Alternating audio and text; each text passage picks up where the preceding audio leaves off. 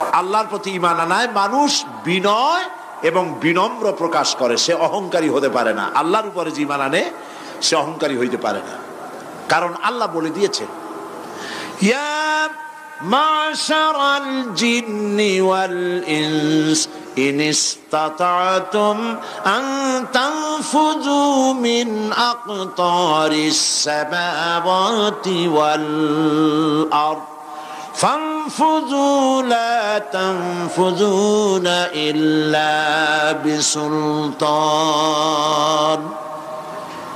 যারা অহংকারী, যারা স্বৈরাচারী, যারা জালিম, আল্লাহ পাক তাদেরকে বলছেন, হে পৃথিবীর মানুষেরা, জেনেরা, যদি সম্ভব করতে পারো, আমার আইন ভালো লাগে না, আমার ইসলাম পছন্দ হয় না, আমার আলেম ভালো লাগে না, আমার কোরআন ভালো লাগে না, অবস্থা যদি এমনটি হয়, বেরিয়ে যাও, বেরিয়ে যাও।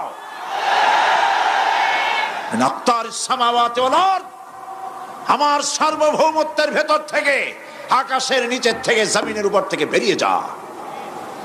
ফানফুযু লা তানফুযু ইল্লা বিসুলতান। কোথায় যাব? পালাবার জায়গা নাই, বেরোতে পারবে না।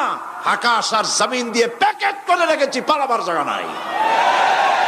কোথায় যাইবা? জুলুমের হাত যত আছে করতে থাকো, আর আল্লাহ রাব্বুল আলামিন দেখতেছেন।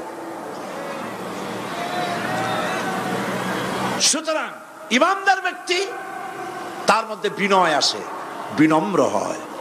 সে পয়সা করে আসে বলে অহংকার করে না, কারণ আল্লাহ বলেছেন ওয়াল্লাহুল গানিয়্যু ওয়া আনতুমুল ফুকারা।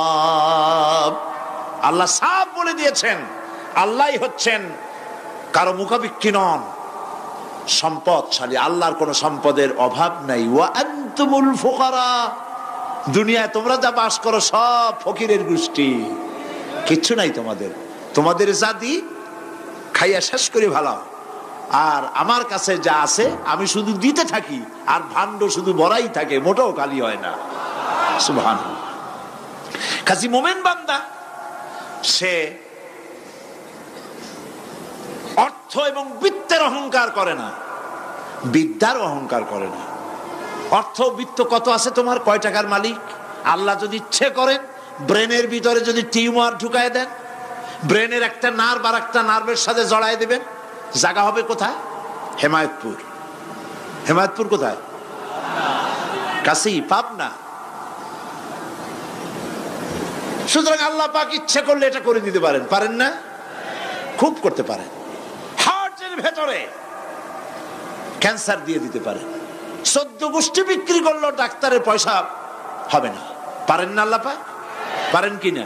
পারেন। সেই জন্য যত বড় ধনী হোক, পয়সার মালিক হোক, আল্লাহর উপর ঈমান আনলে পরে যে গুণটা হয়, সে অহংকারী হয় না, বিনয়ী হয়।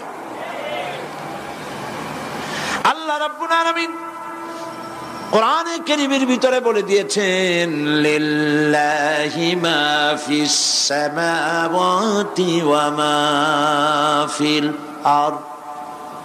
যারা সামান্য একটু রাজত্ব পাইয়া, ছোট্ট ছোট্ট একটা দেশের প্রেসিডেন্ট, প্রধানমন্ত্রী, কি হনুরে, এরকম একটা ভাব। আর্মি হাতে, বিডিআর হাতে, পুলিশ হাতে, যা খুশি তাই করি না। আল্লাহ পাক বলছেন লিল্লাহি মা ফিস সামাওয়াতি ওয়া মা ফিল আরদ। আকাশ আর জমিনের একচ্ছত্র মালিকানা কার? চিল্লায় বলুন, আল্লাহ পাকের। সুতরাং তুমি মাতবারি করিয়া কদ্দূর পারবা? বেশি দূর যেতে পারবে না। গ্রামে গোয়াল আছে, গরু রাখে যে জায়গায়, ওই জায়গাটার নাম কি? গোয়াল। গভীর রাত্রে গরুর মালিক শুনতে পাচ্ছে গোয়াল ঘরে খুব শব্দ হচ্ছে। রাখালকে ডেকে বলছে, দেখতো কি, কিসের শব্দ? কয় যে দেখে এসে জবাব দিচ্ছে যে গোয়ালে যে 60টার শিং মোটা, তার গুতার চোটে ওই গোয়ালের মধ্যে যত গরু আছে কেউ টিকতে পারতেছে না, খালি গুতাইতেছে সমানে। মালিক কয় যে দীর্ঘদিন থেকে দেখতেছি এটার গুতার চোটে সমস্ত গরুগুলি অস্থির হয়ে যাচ্ছে, যা একটা মোটা দড়ি দিয়া, খাট্ট একটা দড়ি দিয়া খুঁটির সাথে জড়ায় বাঁধতে রাখ গলাটারে। মোটা একটা দড়ি দিয়া গলার সাথে খুঁটির সাথে যদি বাঁধা দেয়, এরপরে খালি ফোঁস করতে পারবে, গুতাইতে আর পারবে না। ঠিক অনুরূপ ভাবে কোন জনপদ থেকে, কোন দেশ থেকে যখন দেশের মানুষেরা, যখন দেশের নিরস্ত্র মানুষেরা, গরিব মানুষেরা যখন আল্লাহর দরবারে গভীর রাত্রে ফরিয়াদ তোলে, আল্লাহ জুলুমে অত্যাচারে জর্জরিত হয়ে গেলাম, মার খেতে খেতে শেষ হয়ে গেলাম, অত্যাচারে অত্যাচারিত হচ্ছি, চিৎকার বাড়তে থাকে, আল্লাহ পাক তখন তার নজর দিয়ে দেখেন। আল্লাহ তো দেখতেই থাকেন সব সময়ের জন্য। আল্লাহ পাক কার কারণে এগুলি হচ্ছে, আল্লাহ পাক টের পান। শিং কারো কারো মোটা হয়েছে, আজরাইলকে পাঠায় দেন, যাও খাটো দড়ি দিয়ে বাঁধে থো। খাটো দড়ি কোনটা বুঝছেন? 3 হাত, 3 হাত কবর কোনটা? খাটো দড়ি দিয়ে বাঁধে থো। সুতরাং কত বড় বড় রাজা বাদশাহ ক্ষমতা এলো, মানুষের উপরে জুলুম করলো, আল্লাহ পাক তার ইন্তেকাম নিয়েছেন। সেই আল্লাহ এখন আর নাই, নাউজুবিল্লাহ। সে আল্লাহ আছেন কিনা? পূর্ণ শক্তিতে বহাল কিনা? হুয়াল হাইয়ুল কাইয়্যুম। এমন অবস্থা নয় যে বাংলাদেশে কি হচ্ছে আর আল্লাহ টের পাচ্ছেন না। কি বলেন? আল্লাহ রাব্বুল আলামিন বলেন, লা তাখুযুহু সিনাতুন ওয়ালা নাওম। ঘুম নাই, তন্দ্রা নাই। কার? ঘুমানো না, তন্দ্রাও যান না। তন্দ্রা কারে কয়? জি,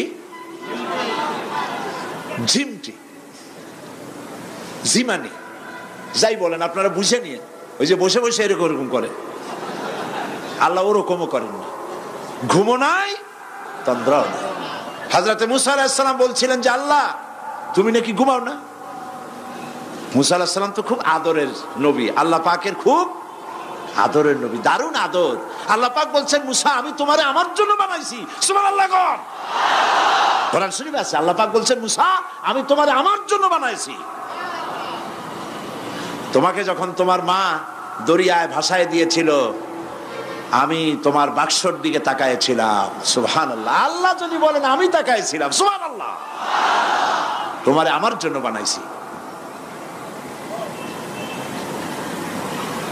সুতরাং হযরতে মুসা আলাইহিস সালাম তিনি বলছেন, আল্লাহ পাককে খুব আদরের নবী তো, আল্লাহ তুমি নাকি ঘুমাও না। আল্লাহ কয় তুমি বিশ্বাস করো না? হযরত মুসা আলাইহিস সালাম বললেন, আল্লাহ অবশ্যই বিশ্বাস করি, তবে বুঝি না বিষয়টা কি, বুঝি না কেমনে না ঘুমাই পারে, বুঝি না। আল্লাহ আচ্ছা ঠিক আছে, তুমি যখন বিশ্বাস করছো তখন আর অসুবিধা নেই, বিশ্বাস না করলে মুসিবত ছিল। পয়গম্বর মানুষ, তাকে তো বলতেই হবে বিশ্বাস করি, তবে বুঝি না। আল্লাহ কয় ঠিক আছে, বিশ্বাস যখন করো আমি বুঝাই দেবো। নিয়ে আসো 1 গ্লাস পানি। 1 গ্লাস পানি নিয়ে আসলেন, দাঁড়ায় থাকো। মুসা আলাইহিস সালামকে আল্লাহ বললেন পানি নিয়ে দাঁড়ায় থাকো, আর ঘুমের আল্লাহ করলেন মুসারে ধর।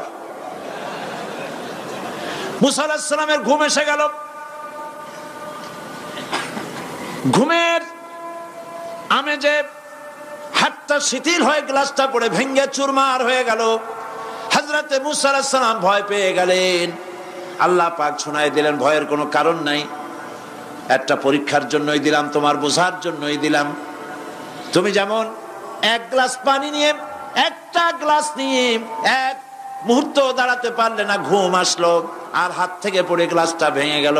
মুসারে তুমি বুঝে নাও, তুমি জেনে রাখো, তাম সৃষ্টি জগৎ তোমার আল্লাহ, আল্লাহ রব্বুল আলামিনের হাতের মুঠার মধ্যে রয়েছে। আল্লাহ রব্বুল আলামিন যদি ঘুমায় যান, এই পৃথিবীর আকাশ এবং জমিনের সব ট্রাফিক কন্ট্রোল আল্লাহ পাক নিজেই করেন। যদি তিনি ঘুমায় যান, সব শেষ হয়ে যান। বাংলাদেশে কি হচ্ছে, পৃথিবীর কোথায় কি হচ্ছে তা আল্লাহ দেখছেন না? চিল্লায় বলো, দেখছেন না? সে আল্লাহ রাব্বুল আলামিন তিনি পরিষ্কার করে বলছেন, যারা নাকি মুমিন বান্দা তারা অহংকারী হয় না, ক্ষমতায় থাকুক ক্ষমতায় না থাকুক, কোন কোন অবস্থাতেই অহংকারী হতে পারে না।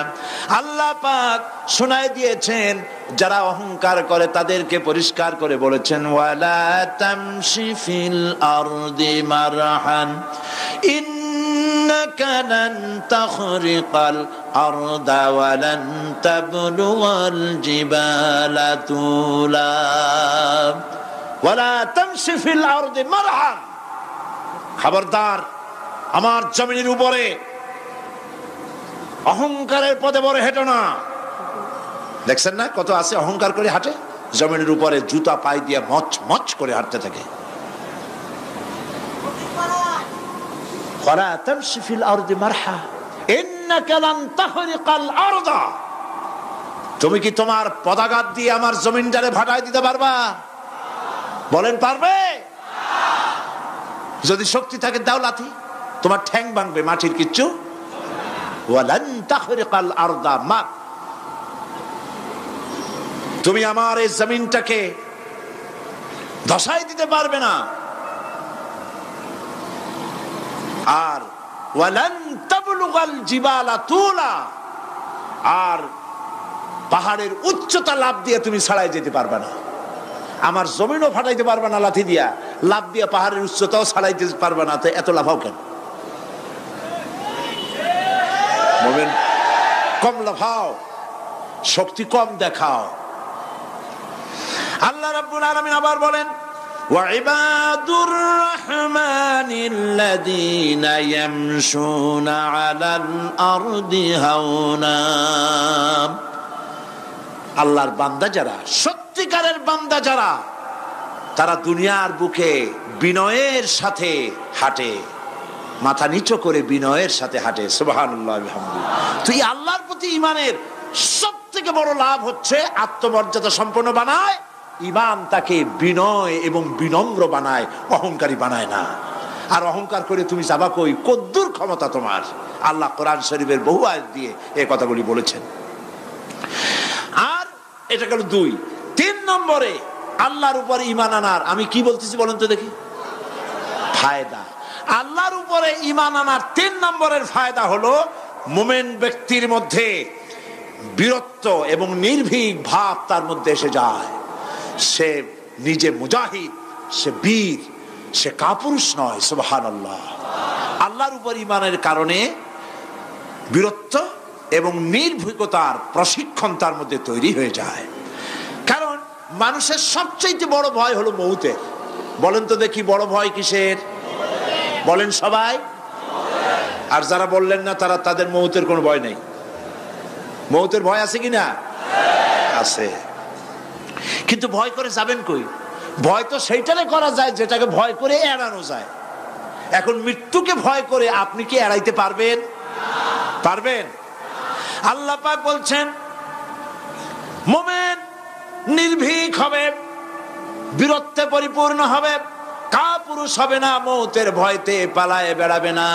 আল্লাহ পাক বলছেন, কুল ইন্নাল মাউতাল্লাযীনা তাফিরুনা মিনহু ফাইন্নাহু মুলাকীকুম,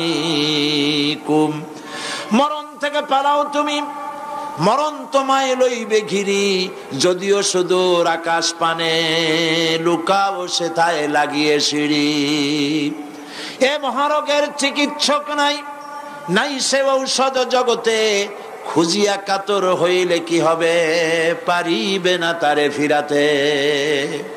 মৃত্যু যখন তোমার এসে যাবে, তোমাকে মৌতের হাত থেকে কেউ রেহাই দিতে পারবে না। মৃত্যু তোমার হবেই। সুতরাং মৌত যখন হবে তখন তাকে ভয় করে তো কোনো লাভ নাই। আর মৃত্যু কোথায় হবে, কখন হবে, আমরা কেউ জানি না। জানেন? ওমা তাদরি নাফসুম বিআইয়ি আরদিন তামুত, কোন মাঠে কোন ময়দানে কখন মৌত হবে কারো জানা নাই। এই গত নভেম্বর মাসের শেষ দিকে আমি লন্ডন সফর করেছিলাম। এক ভাইয়ের কাছে শুনলাম, আমি অবাক হয়ে গেলাম। তিনি পত্রিকায় দেখে আমাকে বলেছেন, এক লোক 8 তলা থেকে 8 তলা বিল্ডিং এর ছাদের উপর পড়ে গেছে। 8 তলা বিল্ডিং এর ছাদের উপর থেকে পড়িয়া তার কিচ্ছু হয় নাই, হাত পাও ভাঙে নাই, মরেও নাই, খালি কিছু চামড়া টামড়া ছিঁড়ে গেছে। তাড়াতাড়ি অ্যাম্বুলেন্স আসছে, অ্যাম্বুলেন্সে তাকে নিয়ে গেছে, হসপিটালে নিয়ে যাবে চামড়াগুলো সেলাই করে দেওয়ার জন্য। অ্যাম্বুলেন্সে উঠাইয়া তাড়াতাড়ি অ্যাম্বুলেন্স আসছে, দরজা যেভাবে লাগাইছে দরজাটা ভালোভাবে লাগে নাই। দেখেন নাই মাইক্রোবাসে বা অ্যাম্বুলেন্সে অনেক সময় দরজা এরকম মারার পরে অনেক সময় লাগে না, যার জন্য ড্রাইভার বলে যে দরজাটা ভালো করে লাগায় নেন, ঠিক না? দরজাটা ভালো করে লাগে নাই। সামনে চলতে গিয়ে এই গাড়িটার ব্রেক কষতে হয়েছে ড্রাইভারের কোনো কারণে। যেই না ব্রেক কষেছে আর অমনি দরজা যেটা লাগছিল না ভালো করে দরজাটা খুলে গেল, আর রুগীটা 8 তলা কাছে পড়ছিল, ওইটা ছিল পাশে, সে ছিটকে গিয়ে রাস্তায় পড়লো, আর একটা বাস সামনের থেকে এসে মাটিতে তাকে চ্যাপ্টা করে দিয়ে চলে গেল। শুনিয়া আমার মুখ থেকে বেরিয়ে গেল আল্লাহু আকবার। বলেন আল্লাহু আকবার। কি আল্লাহ পাকের কি প্রচন্ড ক্ষমতা, কি ইচ্ছা তার। মৃত্যুর জন্য সময়ও লাগবে, জায়গাও লাগবে, দুটো জিনিস এক হতে হবে। আল্লাহর যাকে যে মৃত্যু দিবেন, মৃত্যুর জন্য সময় এবং জায়গা দুটোর কম্বিনেশন হতে হবে। 8 তলা থেকে পড়বে ঠিক, কিন্তু মরবে না। আজরাইল অপেক্ষা করতেছে রাস্তায়, বাস আসবে যখন। 8 তলা থেকে পড়লো, অবিশ্বাস্য ভাবে লোকটা বেঁচে গেল, আর হসপিটালে তার যাওয়া হলো না। গাড়ির দরজা খুললো, রাস্তা দিয়ে পড়লো, আজরাইল দ্রুত তার কাম সেরে চলে গেল। সুতরাং মুমিন ব্যক্তি আল্লাহর উপর ঈমান আনার কারণে দুর্জয় মনোবল সৃষ্টি হয়। কাপুরুষ জীবনে কয়েকবার মরে, সাইকেলের টায়ার বাস্ট হয়েছে শুনে বেহুশ হয়, তারপরে ট্রাকের টায়ার বাস্ট হয়েছে শুনলে কানের তলা ফেটে যায়, বোম বাস্ট হয়েছে আওয়াজ শুনে হার্ট ফেল করে, পাতিশিয়ালের ডাক শুনলে কোনো হুশই থাকে না। এই হচ্ছে কাপুরুষদের কাজ।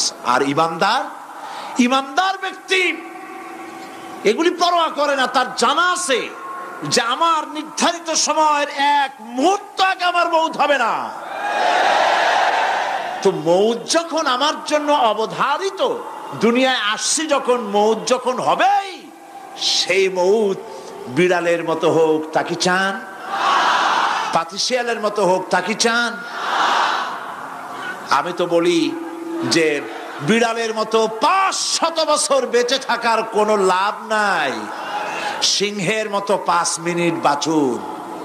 মির্জাফরের মতো 50 বছর বেঁচে থাকায় লাভ নাই, খালিদ বিন ওলীদের মতো, সিরাজউদ্দৌলার মতো বেঁচে থাকুন।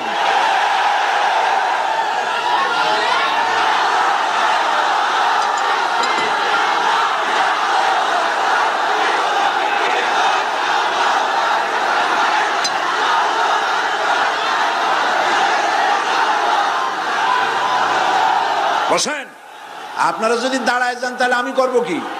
বসেন বসেন। সেই জন্য এই ক্ষণস্থায়ী জীবনকে কেন সেই অনন্ত সুখময় জীবনের জন্য উৎসর্গ করে দেব না, যা আল্লাহর কাছে পাওয়া যাবে কিয়ামতের দিন। দেখেন, মৃত্যু হওয়া উচিত মুসলমানদের, শাহাদাতের মৌত হওয়া উচিত। কি মৌত হওয়া উচিত? আল্লাহকে আজকে প্রাণ খুলে বলি, আল্লাহ জীবন তো নিবাই, সুতরাং জীবন যখন নিবা, মৌতটা শাহাদাতের মৌত তুমি আমাদের দান করে দিও। কাপুরুষের মতো মরতে চাই না, শাহাদাতের মৌত চাই। সুবহানাল্লাহ বলেন, আমিন বলেন। মুমিন ব্যক্তি তার বড় ফায়দা, সে সাহসী হয়। সুবহানাল্লাহ বলেন। দেখেন, বুখারী শরীফের হাদিস, যুদ্ধের জন্যে, বদরের যুদ্ধ, হুজুর সাল্লাল্লাহু আলাইহি ওয়াসাল্লাম সৈন্যদেরকে রিক্রুট করছেন, কিন্তু কথা বলতে গিয়ে রাসূল করিম সাল্লাল্লাহু আলাইহি ওয়াসাল্লাম দাওয়াত দিচ্ছেন, কিন্তু মনে মনে চিন্তাও করছেন যে সামান্য কিছু লোক, অস্ত্রপাতি কম, এই জিহাদের অবস্থাটা তারা কিভাবে নেবে। একজন যুবক সাহাবী দাঁড়ায় গেলেন, তার নাম মিকদাদ রাদিয়াল্লাহু তাআলা আনহু। যুবক, এই পৃথিবীতে যুবকদের ইসলামের সবচাইতে অবদান কাদের? চিল্লায় বলো। যুবকদের অবদান সবচাইতে বেশি। হযরত মিকদাদ রাদিয়াল্লাহু তাআলা আনহু তিনি দাঁড়ায় গেলেন, তিনি বললেন, ইমদি বিনা ইয়া রাসূলুল্লাহ হাইসুমা তাশা।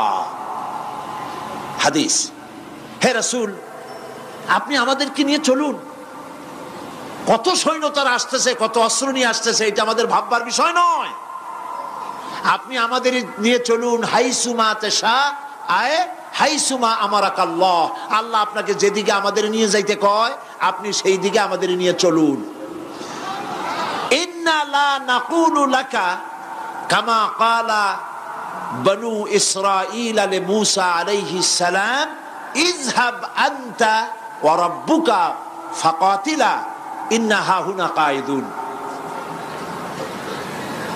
অর্থাৎ হে রাসূল, আমরা বনি ইসরাইলের মতো বলবো না।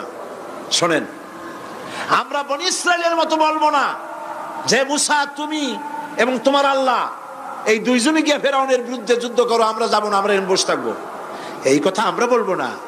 আমরা মুসা আলাইহিস সালামের উম্মত নই, আমরা মুহাম্মদ সাল্লাল্লাহু আলাইহি ওয়াসাল্লামের উম্মত।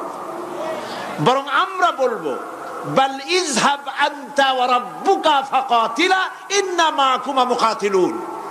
বরং আমরা বলবো আপনি চলুন, আমরা আপনার সাথে আল্লাহর হুকুম মাফিক লড়বো, জিহাদ করব।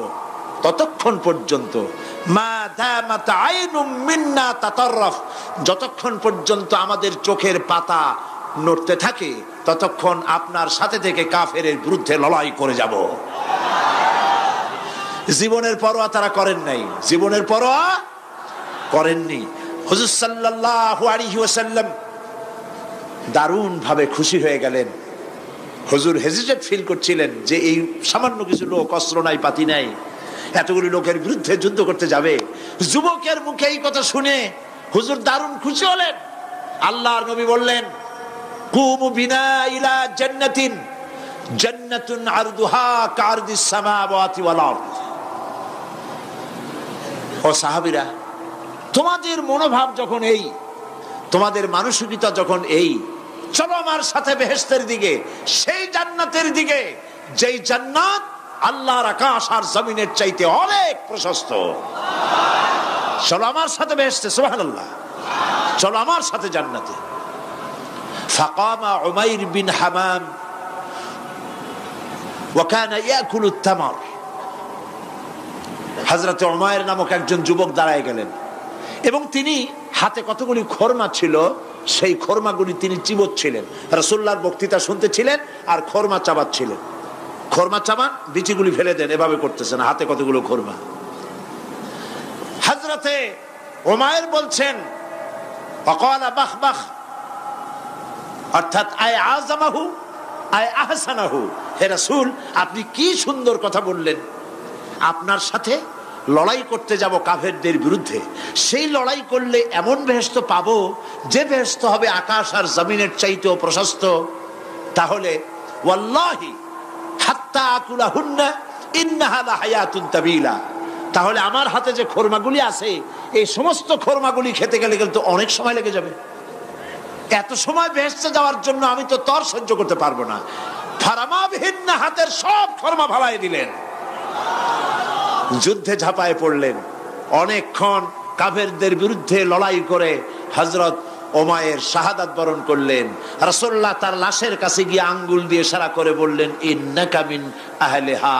উমাইর, তুমি যেই বেহেশতে যাওয়ার জন্য খরমাগুলি খাওয়ার সময় পাচ্ছিলে না, তাড়াতাড়ি করে খরমাগুলি হাত দিয়ে ফেলে দিয়েছিলে, আমি আল্লাহর রাসূল, আমি সাক্ষ্য দিচ্ছি অবশ্যই আল্লাহর সেই জান্নাত তোমার জন্য অবধারিত। মুমিন ব্যক্তি সে কখনো মৃত্যুর ভয়ে উদ্দেশ্য হাসিল থেকে চুপ করে বসে থাকে না। সে ভয় করে কেবলমাত্র কাকে? সে মৃত্যুর ভয়, মৃত্যু হবেই এবং আমার জন্যে বিশ্বাস রাখতে হবে। আমার জন্যে যদি কোনো বুলেট এর উপরে আমার নাম লেখা থাকে, পৃথিবীর সমস্ত মানুষ আমাকে পাহারা দিয়ে সেই বুলেট থেকে আমাকে রক্ষা করতে পারবে না। আর যদি কোনো বুলেটে আমার নাম লেখা না থাকে, সারা পৃথিবীর সমস্ত মানুষ বৃষ্টির মতো গুলি বর্ষণ করলেও একটি গুলিও আমাকে বিদ্ধ করতে পারবে না। এটার নাম হলো ঈমান। এটার নাম কি? এই ঈমান পেলাম কোথায়? কোথায় পেলাম? কোরআন শরীফে। কোথায় পেয়েছি? আল্লাহ রাব্বুল আলামিন বলেন ওয়ামা হুম বিদরিনা বিহি মিন আহাদিন ইল্লা বিইজনিল্লাহ। একথা সুস্পষ্ট, আল্লাহর অনুমতি ব্যতিরেকে বান্দার কোনো ক্ষতি সাধন কেউ করতে পারে না। জোরে বলেন সুবহানাল্লাহ। কেউ কারো কোনো ক্ষতি করতে পারবে না। যেটা ক্ষতি যদি কিছু থাকে কিসমতে, ওটা তো মুকদ্দার ছিল, তকদির ছিল, সেটাই হবে, এর বাইরে কিছুই হবে না।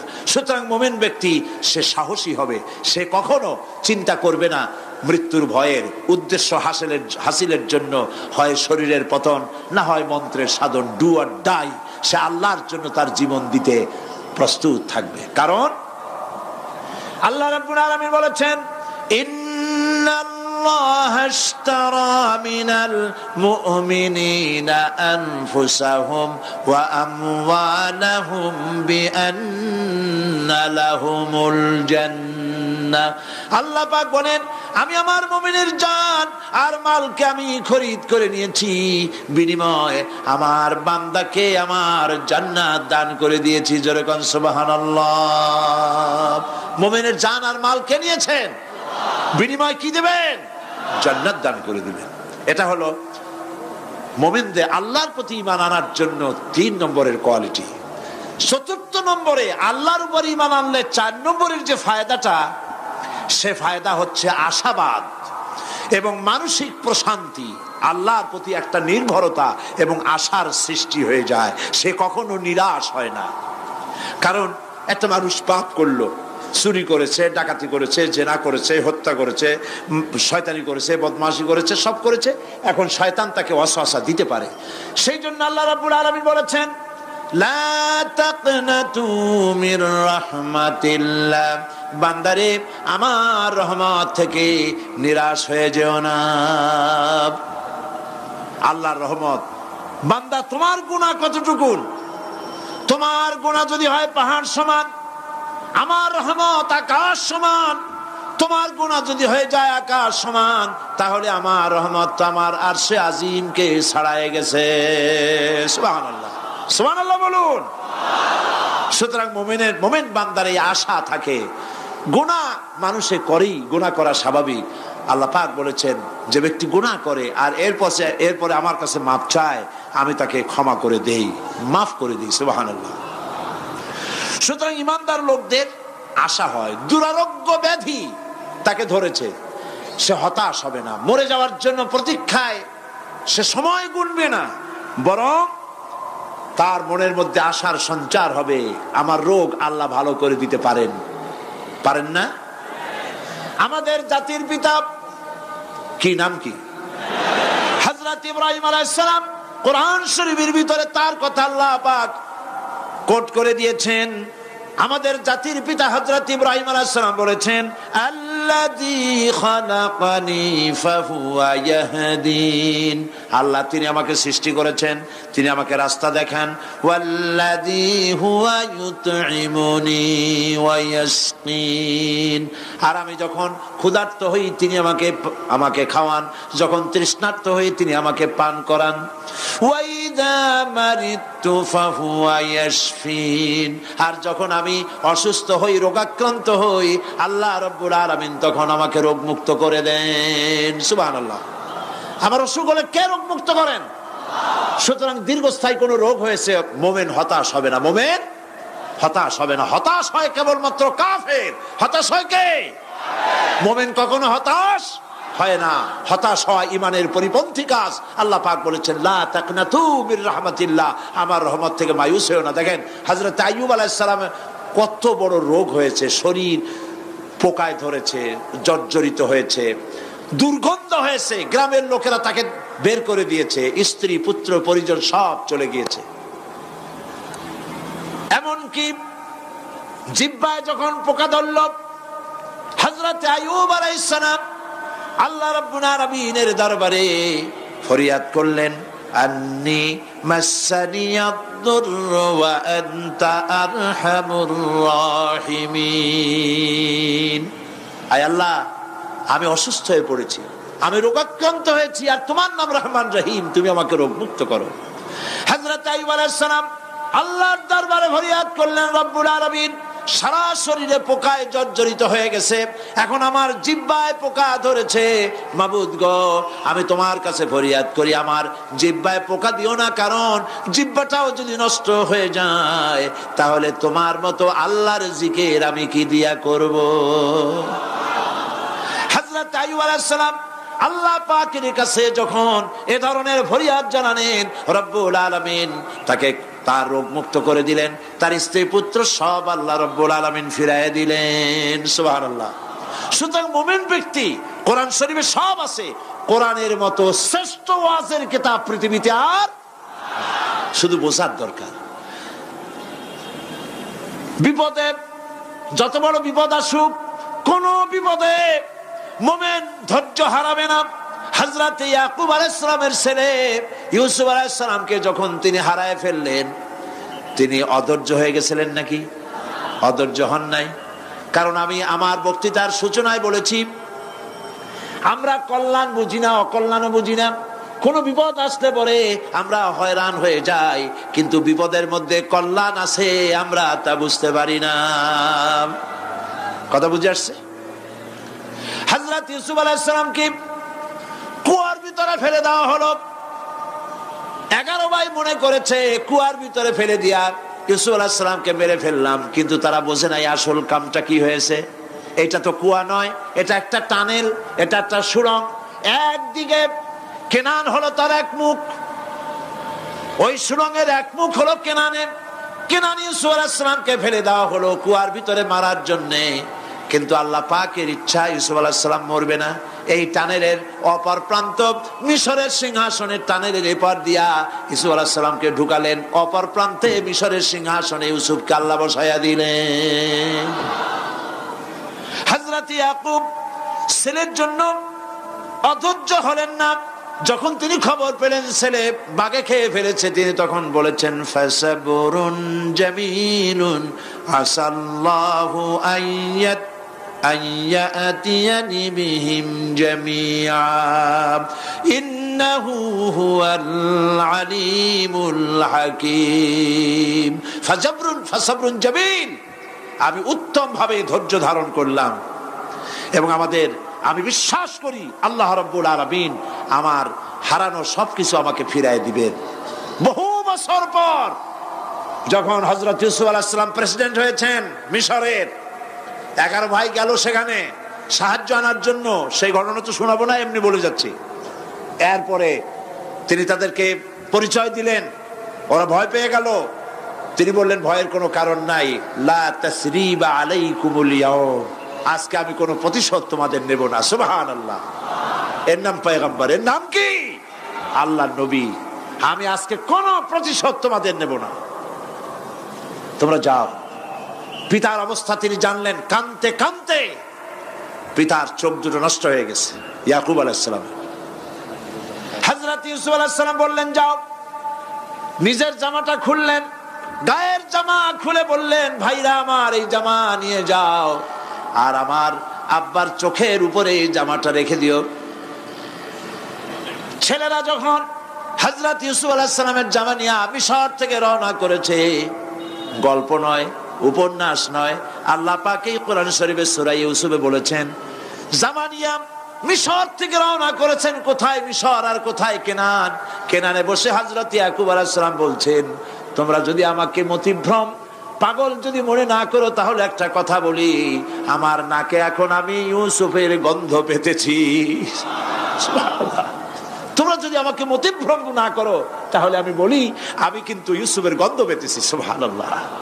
হযরত ইউসুফ আলাইহিস সালামের জামা এনে ভাইরা যখন হযরত ইউসুফের চোখের উপরে রেখে দিলেন, হযরত ইয়াকুবের দুটো চোখ সাথে সাথে আল্লাহ ভালো করে দিলেন। ফাসাবরুন জামিল, ধৈর্য ধরো। ইমানদার ব্যক্তি আশার উপরে তার জীবন বাঁচে, কারণ যত বড় বিপদ আসুক না কেন, আশ্রয় পাওয়ার একটা জায়গা আছে, তার নাম হলো আল্লাহ। নাম কি? বলেন আল্লাহ। সবাই বলেন আল্লাহ, আল্লাহ, আল্লাহ, আল্লাহ। হযরত ইউনূস আলাইহিস সালাম মাছ মাছটাকে গিলে ফেলে দিল, মাছটাকে গিলে মাটির অতল তলদেশে চলে গেছে। এত বড় বিপদ পৃথিবীর কোন মানুষের হতে পারে নাকি বলেন? কি বলেন? মাছের পেটের ভিতরে জানালা নাই, দরজা নাই, বেরোবার কোনো পথ নাই, মাছ গেছে পানির অতল তলদেশ। আল্লাহ পাক কোরআন শরীফের ভিতরে মানুষকে শোনান, আল্লাহ ওয়াজ করছেন, সুবহানাল্লাহ বলেন। আল্লাহ পৃথিবীর মানুষকে ওয়াজ করছেন, দুনিয়ার মানুষকে শোনান। আমার ইউনূস তো ধৈর্য হারা হয় নাই। ওয়াযান্নুন ইয যাহাবা মুগাদিবান ফাযান্না আন লান নাকদিরা আলাইহি فنادى في الظلمات أن لا إله إلا أنت سبحانك إني كنت من الظالمين فنادى في الظلمات জমায় কাসির ত্রিবিধ অন্ধকারের ভেতর থেকে হযরত ইউনূস আলাইহিস সালাম চিৎকার মারলেন। মাছের পেটের অন্ধকার, পানির অন্ধকার, রাতের অন্ধকার, ত্রিবিধ অন্ধকারের ভেতর দিয়ে মাছের পেটের মধ্য দিয়ে ইউনূস আলাইহিস সালাম চিৎকার মারলেন। অধৈর্য হন নাই, হার্ট ফেল করেন নাই। তিনি বলছেন, পড়েন আমার সাথে, লা ইলাহা ইল্লা আনতা সুবহানাকা ইন্নী কুনতু মিনাজ জালিমিন। তুমি ছাড়া কোনো ইলাহ নাই, কোনো উপাস্য নাই, মাবুদ নাই, তোমার পবিত্রতা ঘোষণা করছি, আমি জালিমদের অন্তর্ভুক্ত হয়ে গেছি। ইউনূস আলাইহিস সালাম যখন কাঁদতেছিলেন, আল্লাহ রাব্বুল আলামিন সেই কান্না শুনেছিলেন কিনা বলেন? শুনছিলেন কিনা? শুনতে পেয়েছিলেন কিনা? পানির ভিতরে কেউ শোনে নাই, মাছের পেটের ভিতরে ইউনূস আলাইহিস সালাম কিভাবে চিৎকার করছেন, মাছের পেটের ভিতরের আওয়াজ পানির ভিতরে কেউ শোনে নাই, জমিনের কেউ শোনে নাই, অন্তরিক্ষে কেউ শোনে নাই, সাত আকাশের ভিতরে কেউ শোনে নাই, কিন্তু আরশে আজিমের মালিক আল্লাহ রাব্বুল আলামিন শুনতে পেয়েছেন। সঙ্গে সঙ্গে রব্বুল আলামিন জবাব দিলেন, ফাস্তাজাবনা লাহু ওয়া নাজ্জাইনাহু মিনাল গাম্মি ওয়া কাযালিকা নুনজিল মুমিনিন। পড়েন, ফাস্তাজাবনা লাহু ওয়া নাজ্জাইনাহু মিনাল গাম্মি ওয়া কাযালিকা নুনজিল মুমিনিন।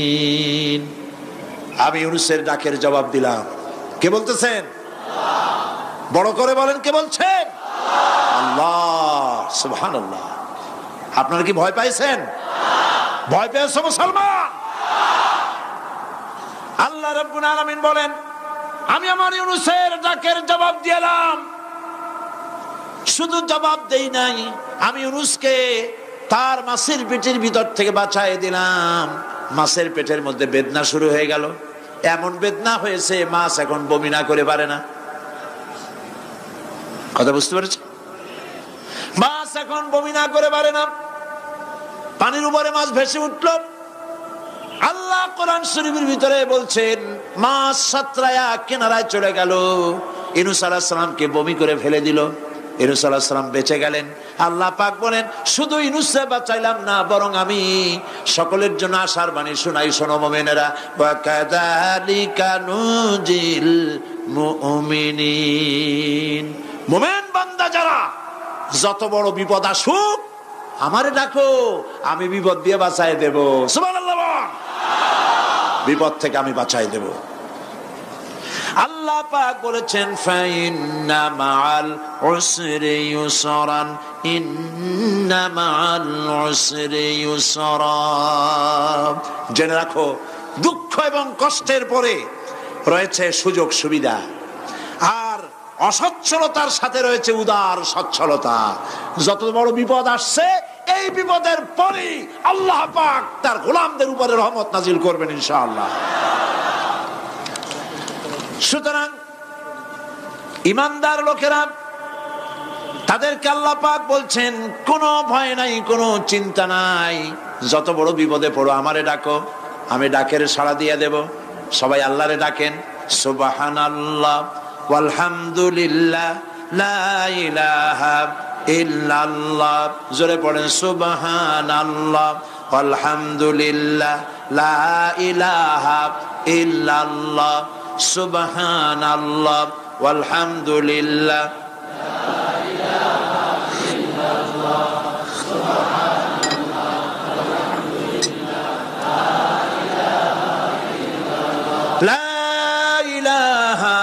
ইল্লাল্লাহু মুহাম্মাদুর রাসূলুল্লাহ। আল্লাহর উপর ঈমান আনলে যত ফায়দা হয় এত ফায়দা দুনিয়ায় কোথাও নাই। সুবহানাল্লাহ। আল্লাহর উপর ঈমান আনার ৫ম নম্বরের ফায়দা কয়টা বলছি? 5টা বলছি। আপনাদের অসুবিধা হচ্ছে নাকি? তাড়াতাড়ি শেষ করতেছে।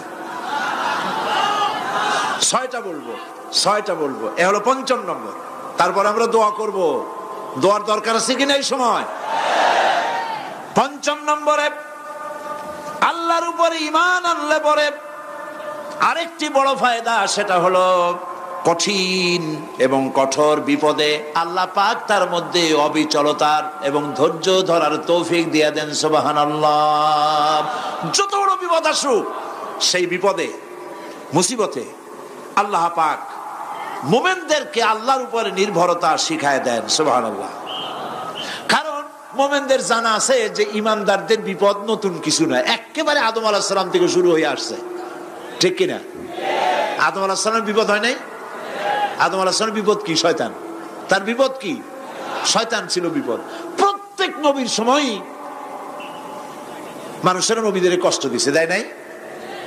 বিশ্বকবি ইকবাল বলেছেন, সতীজা কা রহা है अजल से ताइम रोज, सतीजा का रहा है अजल से ताइम रोज, चरागे मुस्तफा भी से शरारे बुलहबीस। আবহমান কাল থেকে শুরু করে মুহাম্মদ সাল্লাল্লাহু আলাইহি সাল্লামের চিরাগকে, নূরকে, ঈমানকে, ইসলামকে নিভায় দেওয়ার জন্য আবু জাহেলের গোষ্ঠীরা চিরকাল চেষ্টা করেছে। সব চেষ্টা কর্পূরের মতো উড়ে গেছে। মুহাম্মদ সাল্লাল্লাহু আলাইহি সাল্লামের চিরাগ টিম টিম করে জ্বলতে রয়েছে। আল্লাহ পাক বলছেন, ইউরিদুনা লিইউতফিউ নূরাল্লাহি বিআফওয়াহিহিম ওয়াল্লাহু মুতিম্মু নূরিহি ওয়ালাউ কারিহাল কাফিরুন। ওরা চায় মুখের ফু দিয়া, কারা? কাফেরেরা। ইসলাম সহ্য করতে পারে না যারা, ওরা চায় মুখের ফু দিয়া আমার আলোটাকে নির্বাপিত করে দেবে। আল্লাহ পাক বলেন, ওয়াল্লাহু মুতিম্মু নূরি, আমি আমার নূরকে পূর্ণতা দান করব। তাতে কাফির বেঈমানদের মনের ভিতরে যত জ্বালা হোক, যন্ত্রণা হোক, ওদের কলজা যত পুড়ুক, ইসলাম তার বিজয় পতাকা নিয়ে উঠবে, কেউ ঠেকাতে পারবে না। আল্লাহ রাব্বুল আলামিন, আল্লাহ পাক বলছেন, ওয়াকাযালিকা জাআলনা লিকুল্লি নাবিয়্যিন আদুওয়াম মিনাল মুজরিমিন।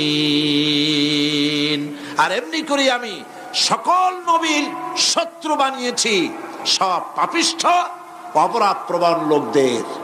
শুনছেন কথা? শোনেন নাই?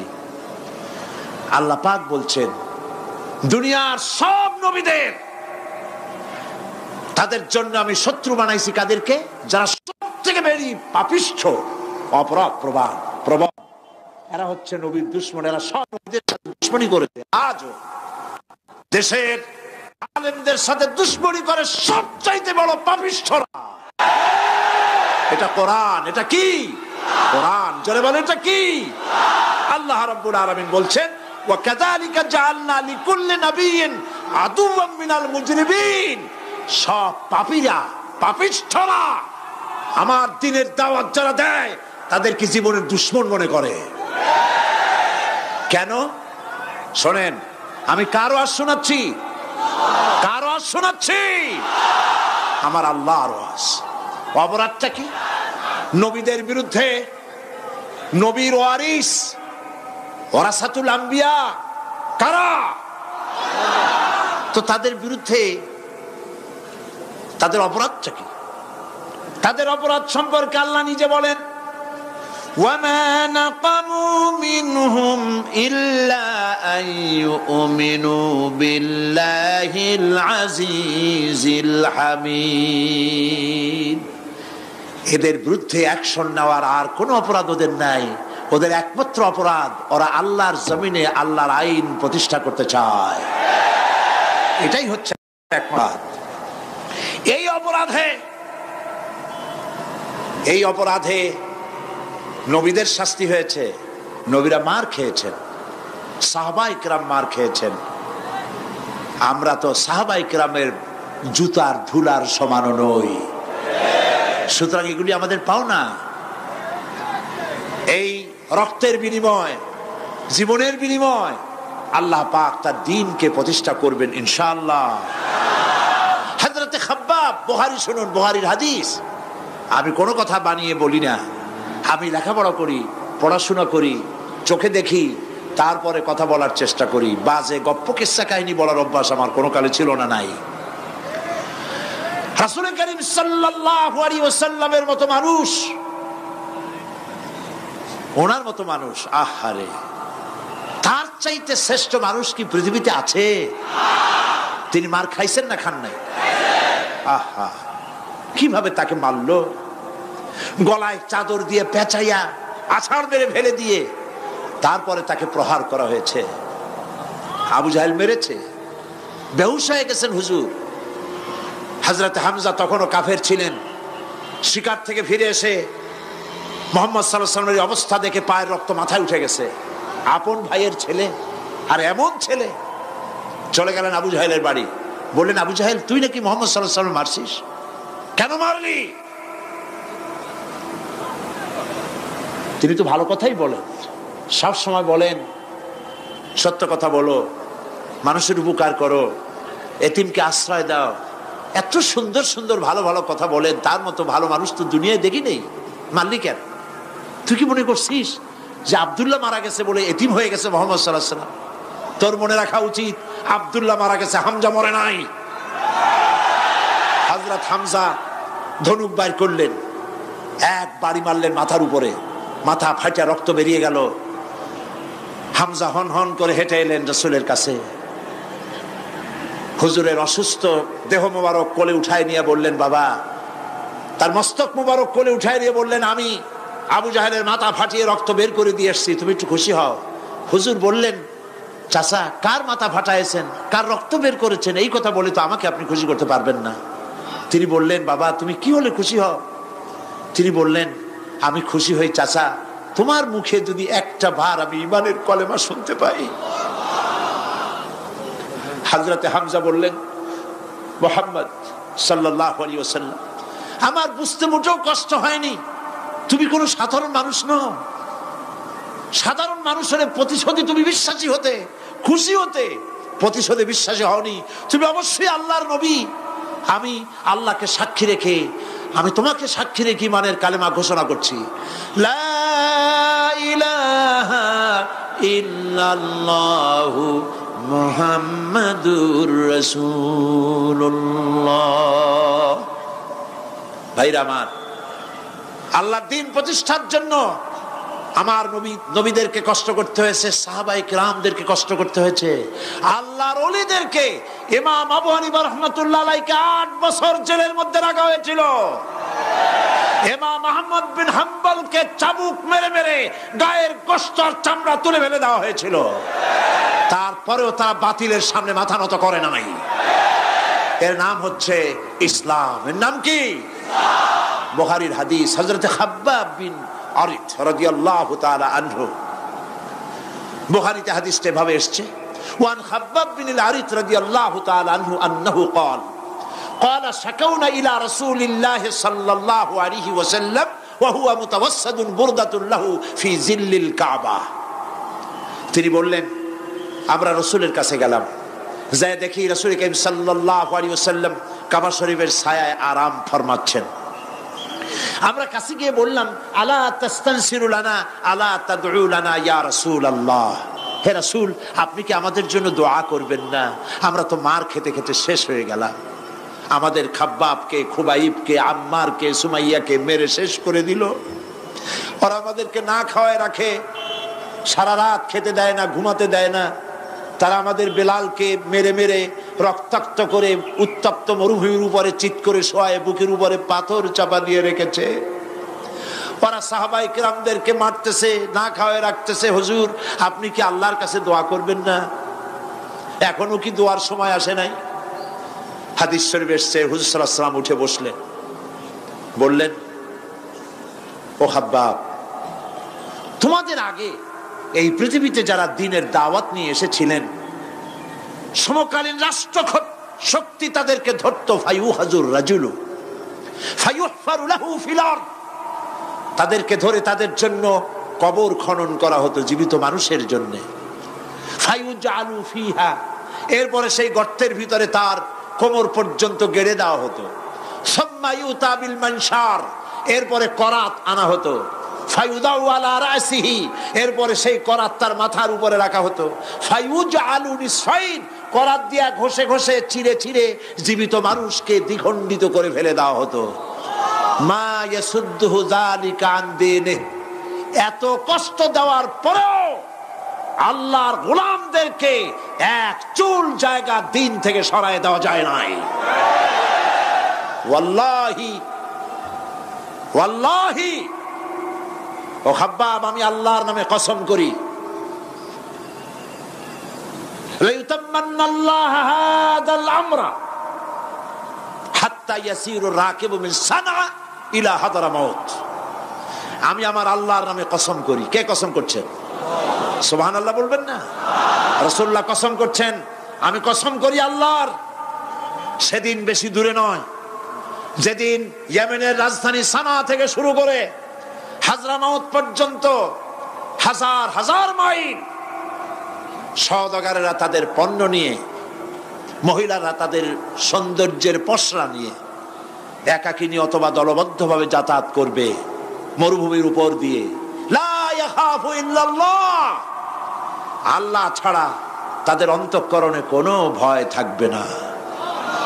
ওয়ালাকিন্নাকুম তাস্তাজিলুন, তোমরা বড্ড তাড়াহুড়ো করছো, অপেক্ষা করো, সেরকম সময় আসবে। রাসূল করিম সাল্লাল্লাহু আলাইহি সাল্লাম সেরকমের সময় দিতে পেরেছিলেন নাকি পারেন নাই? পেরেছিলেন কিনা? সেজন্য রক্ত দিতে হয়েছে, সেজন্য মার খেতে হয়েছে, সেজন্য জেলে যেতে হয়েছে। রাসূল করিম সাল্লাল্লাহু আলাইহি সাল্লামকে, জেল তো নতুন কিছু নয়। ইউসুফ আলাইহিস সালাম জেলে থাকেন নাই? জেলে থাকেন নাই? থেকেছেন। রাসূল করিম সাল্লাল্লাহু আলাইহি সাল্লাম জেলে ছিলেন না? সেই জেল এরকমের দেওয়ালে ঘেরা জেল নয়, পাহাড়ে ঘেরা, চতুর্দিক থেকে পাহাড়ে ঘেরা শিয়াবে আবি তালেব 3 বছর। কতদিন? টানা 3 বছর রাসূল, তার সাহাবী, তাদের স্ত্রীরা, বাচ্চা বাচ্চা ছেলেপেলেরা 3 বছরের মধ্যে সরকার ঘোষণা করেছে এদের সঙ্গে কথা বলবে না, বাজার ঘাটে যেতে পারবে না, কেনা বেচা করতে পারবে না, সামাজিক বয়কট, সামাজিকভাবে বয়কট করে রেখেছে। সাথে যা ছিল খাবারগুলি শেষ হয়ে গেছে। তারপরে উট ছিল, ভেড়া ছিল, খাইয়ে শেষ হয়ে গেছে। এরপরে যখন কিছু নাই, উটের চামড়া ভিজাইয়া ভিজাইয়া, শুকনা চামড়া ভিজায় খেয়েছে। যুবকেরা ক্ষুধার যন্ত্রণায় বাবলা গাছের পাতাগুলি চাবায়ে খাইতে গিয়া কাটা ফুটে জিহ্বা থেকে রক্ত পড়েছে। বাচ্চা ছেলেপেলেগুলি মায়ের বুকে দুধ পায় নাই, না পায়া বাচ্চারা চিৎকার করে উঠেছে। এই চিৎকার, ক্ষুধার জ্বালার এই চিৎকারের আওয়াজ শুনে কাফেরেরা চতুর্দিকে অট্ট হাসিতে ফেটে পড়েছে। সুতরাং জেল জুলুম মুসলমানদের জন্য, আলেমদের জন্য, পীর বুজুর্গদের জন্য নতুন কিছু নয়। এই জুলম, এই অত্যাচারের পরেই আল্লাহ পাকের দ্বীন কায়েম হয়েছিল মদিনায়। রাসূলুল্লাহ বলেছিলেন, খায়রুল কুরুনি কারনি, সর্বশ্রেষ্ঠ যুগ আমার যুগ।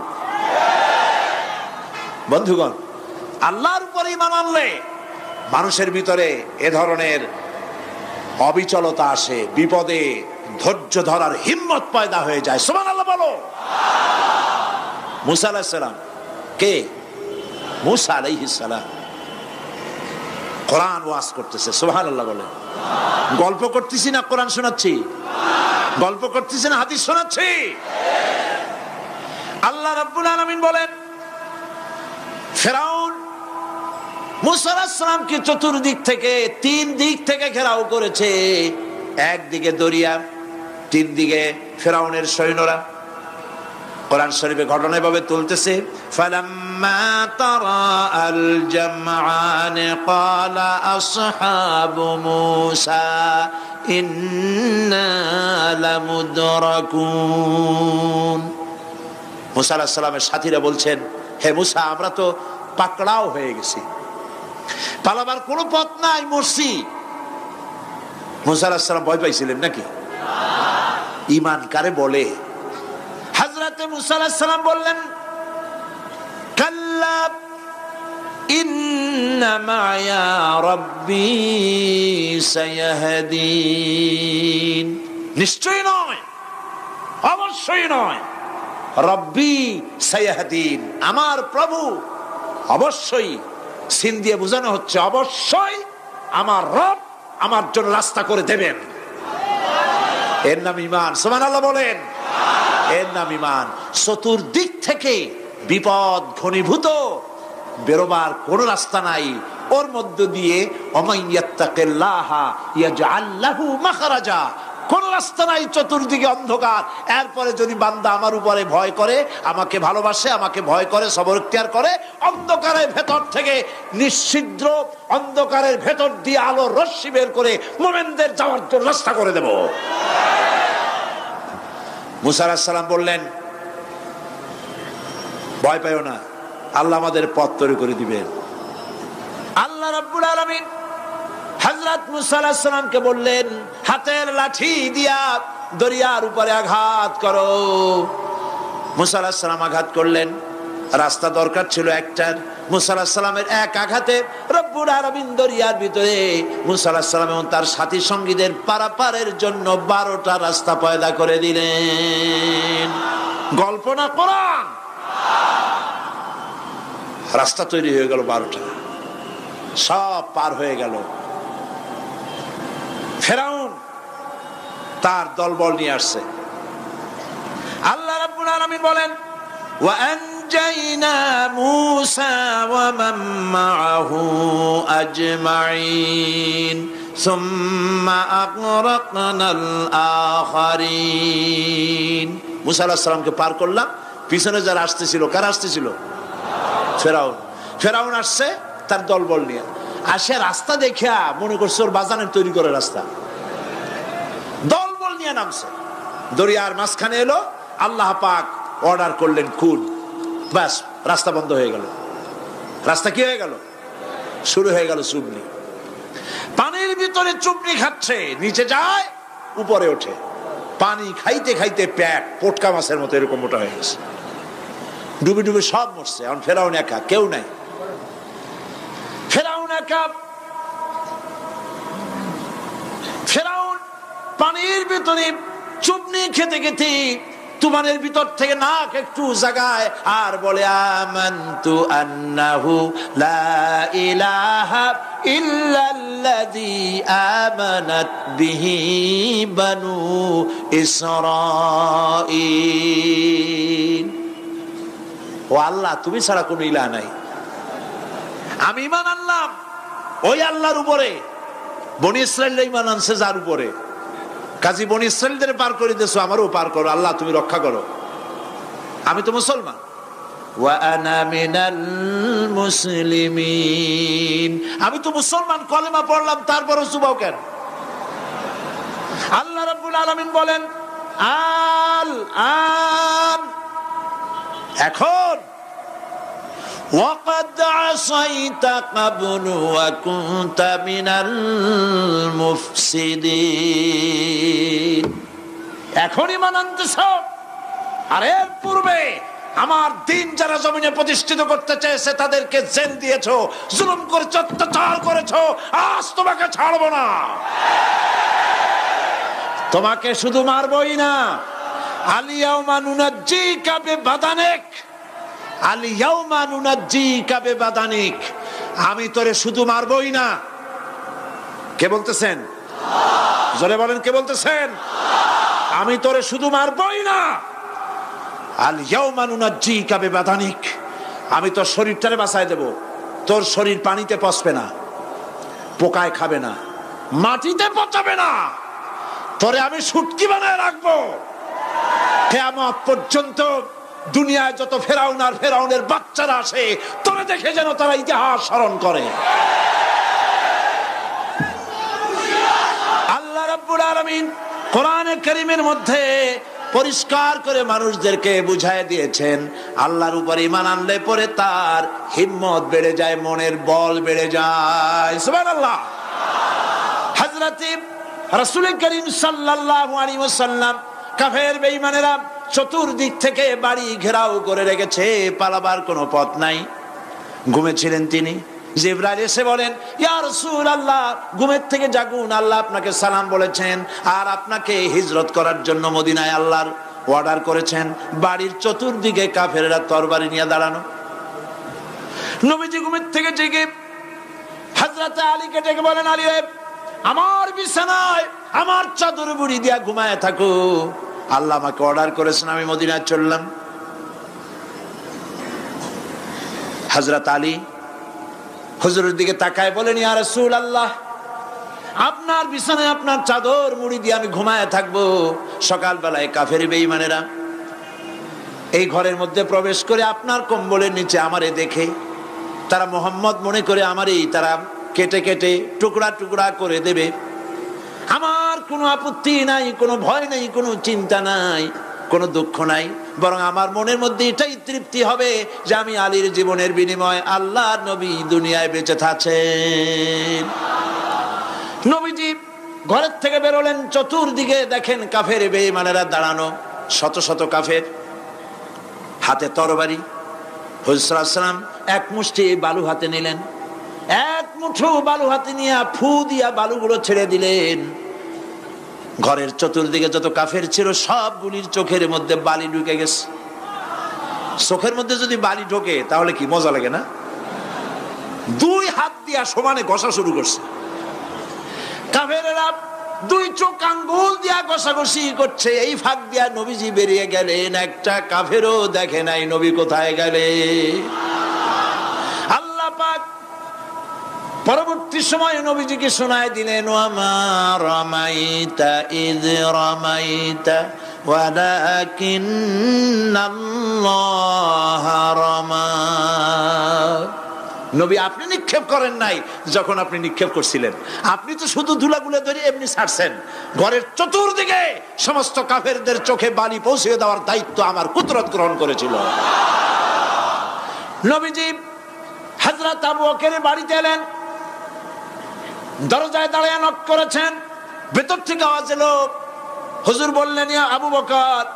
হযরত আবু বকর পিছন থেকে দরজার মধ্য থেকে ঘরের মধ্য থেকে জবাব দিলেন, লাব্বাইকা ওয়া সাদাইকা ইয়া রাসূলুল্লাহ। হুজুর প্রশ্ন করলেন, আবু বকর, গভীর রাত্রে জিবরাইল আমারে ঘুম থেকে জাগাইলো, তোমারে জাগাইলো কে? এক ডাকে উঠলা কেমনে? হযরত আবু বকর বলেন, ইয়া রাসূলুল্লাহ, আপনি আমারে নিয়ে হিজরত করবেন বলেছিলেন, আমি চিন্তা করেছি না জানি কত রাত্রে নবীজি আসেন, আর আমার দরজায় দাঁড়ায়া নবীজি আমারে ডাকবেন, আমি থাকবো শুয়া, বেয়াদবি হয়ে যাবে। এই জন্য বিছানায় না ঘুমায়া আপনার পবিত্র জবানের ডাক শোনার জন্য এত রাত ধরে এই দরজার সঙ্গে দাঁড়ায়া দাঁড়ায়া ঘুমাইতেছিলাম।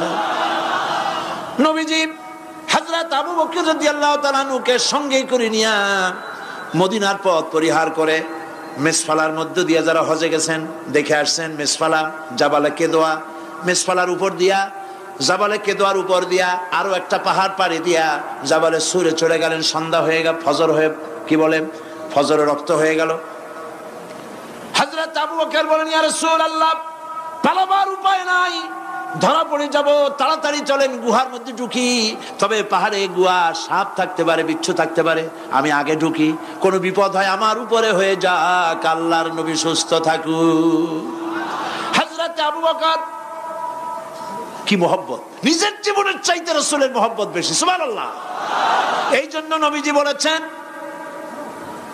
ও আমার সাহাবীরা, तमाम পৃথিবীর সমস্ত মুমিনের ঈমান যদি এক পাল্লায় রাখা হয়, আর একা আবু বকরের ইমানটা যদি আর এক পাল্লায় রাখা হয়, তোমরা দেখতে পাবে তাম পৃথিবীর মুমিনের ইমানের তুলনায় এক আবু বকরের ইমানের পাল্লাটা ভারী হয়ে গেছে। হযরত আবু বকর গুয়া সাফ করে হুজুরকে ডাকলেন।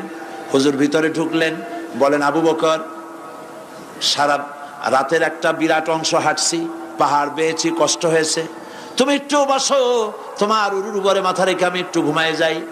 হুজুর ঘুমায় গেলেন। হযরত আবু বকর লক্ষ্য করলেন গুহার গায়ে অনেকগুলি ছিদ্র, এই ছিদ্র দিয়ে বড় বড় সাপ বেরোতে পারে, বিচ্ছু বেরোতে পারে। পাহাড়ে কি বেরোয় ভয় পেলেন তিনি জামা ছিঁড়ে ছিঁড়ে, চাদর ছিঁড়ে ছিঁড়ে গর্তগুলি বন্ধ করতে লাগলেন। কয়েকটা গর্ত বন্ধ করা গেল না, কাপড় শেষ। এবার তিনি নিজের পা দিয়া গর্ত বন্ধ করে বসে আছেন। বিষধর এক সাপ বহু চেষ্টা করেছে বেরোবার, কোন পথ না পেয়ে ছিদ্র পথে বেরিয়ে এসে হযরত আবু বকরের পায়ের উপরে দংশন করেছে। হযরত আবু বকর বিষের যন্ত্রণায় চোখ দিয়ে পানি পড়ছে। চোখের পানি দেখে রাসূলুল্লাহ ঘুম ভেঙে গেল। ঘুম ভেঙে হুজুর দেখেন হযরত আবু বকরের চোখে পানি। হযরত রাসূল জিজ্ঞেস করেন, আবু বকর কাঁদো কেন? বাড়ির কথা মনে পড়লো নাকি? বউ বাচ্চার কথা মনে পড়লো নাকি? কাঁদো কেন? হযরত আবু বকর বলেন, ইয়া রাসূলুল্লাহ, যেই দিন কালেমা পড়ে ঈমান এনেছি, সেদিন থেকে আমার জীবন, আমার স্ত্রী পুত্র পরিজনের চাইতে, আমার জীবনের চাইতে আপনাকে বেশি ভালোবাসি। হুজুর বলেন, কাঁদো কেন? হযরত আবু বকর সাপের দংশনের কথা বললেন, যন্ত্রণায় কাঁদতেছি। হুজুর মুখ থেকে একটুখানি থুতু মোবারক বার করে দংশিত জায়গায় লাগাই দিলেন, যন্ত্রণা বন্ধ হয়ে গেল। হযরত রাসূল বলেন, আবু বকর, যখনই দংশন করেছিল আমার উঠাও নাই কেন? তোমারটা তো কষ্ট করা লাগতো না। হযরত আবু বকর বলেন, ইয়া রাসূলুল্লাহ, সাপের বিষের দংশনের যন্ত্রণায় কষ্ট করেছি, আমার কলিজাটা যদি জ্বলে পুড়ে জর্জরিত হয়ে যেত, রাসূলুল্লাহ আরাম ফরমাচ্ছিলেন, আমি সেই আরামে বিঘ্ন ঘটাতে পারতাম না। ইত্তাবসারে কাফির বেঈমানেরা খুঁজতে খুঁজতে, বুখারী শরীফের হাদিসে এসেছে, ওই গুহার কাছে এসে গেছে। এখন কেউ বলে একজন বলে এরই মধ্যে আছে, আর একজন বলে নাই। একজন বলে যদি থাকতো তাহলে উপরে মাকড়াসার জাল কেমনে, কবুতরে ডিম পাড়িয়ে সেখানে বসে আছে কেমনে? একজন বলে আছে, আর একজন বলে নাই। হযরত আবু বকর বলেন, হুজুর ভয় পেয়ে গেছি, আমরা তো ধরা পড়ে যাব। হযরত আবু বকর রীতিমতো ভয়তে কেঁদে ফেলে দিলেন। আল্লাহর নবী হযরত আবু বকরকে এই বিরাট বিপদের মধ্যে, এমন গুহা, বসলে পরে মাথা দেখা যায়, শুয়ে হাঁটু উঁচু করলে হাঁটু দেখা যায়, স্বল্প পরিসর, অগভীর ছোট্ট গুহা, আমরা ধরা পড়ে গেছি, উপায় নাই। আল্লাহর নবী হযরত আবু বকরকে কি বলি সান্ত্বনা দিয়েছিলেন, কোরআন শরীফে আল্লাহ পাক তা উঠায় দিয়েছেন। ইযহুমা ফিল গার ইয ইয়াকুলু লিসাহিবিহি লা তাহজান ইন্নাল্লাহা মা'ানা। ও আমার সাথী, ভয় পেও না, আমরা মাইনরিটি নই, আমরাই মেজরিটি, কারণ আল্লাহ রাব্বুল আলামিন আমাদের সাথে আছেন। রব্বানা তাকাব্বাল মিন্না ইন্নাকা আনতাস সামিউল আলিম ওয়া তুব আলাইনা ইন্নাকা আনতাত তাওয়াবুর রহিম।